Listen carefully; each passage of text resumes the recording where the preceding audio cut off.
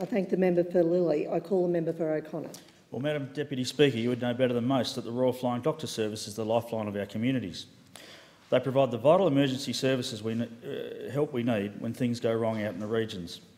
But if you're unlucky enough to need the RFDS near Norseman, their job becomes a whole lot harder. Norseman is the major town in the Shire of Dundas, situated 726 kilometres from Perth. It is the eastern gateway to WA and is a major stopping point for travellers to and from the eastern states. The nearest city is Kalgoorlie-Boulder, a 2-hour drive away, and there is frequent travel between Kalgoorlie and Esperance. Norseman has an airstrip that lies on Lake Cowan, and in its current condition, after only a few millimetres of rain, the runways are rendered unfit for landings and takeoff. This means that there is a requirement for aeromedical services. Planes cannot land. Access to the RFDS is critical not only for the Norseman residents, but also mining and industrial accidents and severe road trauma that occurs across the Nullarbor between Kalgoorlie and Esperance. Accidents are not uncommon in the regions, with more than 56% of fatalities occurring in regional WA, despite just 22% of the population living there. Single vehicle runoff is the dominant crash type across the state at 54% and even higher in the regions at 64%. According to an RAC analysis, there were 16 fatalities in the Goldfields-Esperance region in 2014. This is nearly 4 times the state fatality rate and 6.5 times the metropolitan rate. According to Main Roads data, there are 120 crashes on the Coolgardie-Esperance Highway from 2010 to 2014, and 5 of these were fatal.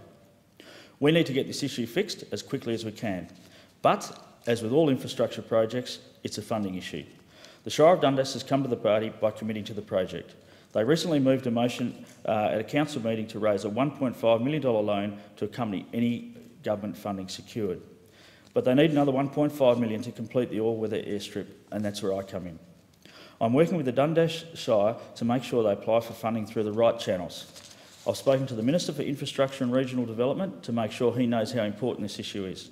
That's why today I'm launching the Norseman Airstrip social media campaign. If we can demonstrate that people care about this issue and feel strongly enough about it, that gives us a better chance of getting the funding. I've started a petition in support of the upgrade of the Norseman Airstrip, and you can find it on my website, www.rickwilson.com.au. I want to make sure that Canberra understands how important this issue is to our community. So I urge all Goldfields residents to support our campaign to upgrade the airstrip.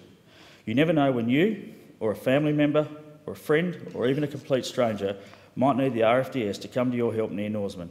It could literally be a matter of life and death. Together, we can fight for this vital infrastructure project for our local community. I thank the member for O'Connor. I call the member for Fowler. Thank you, Madam Deputy Speaker. I rise today to pay tribute and bill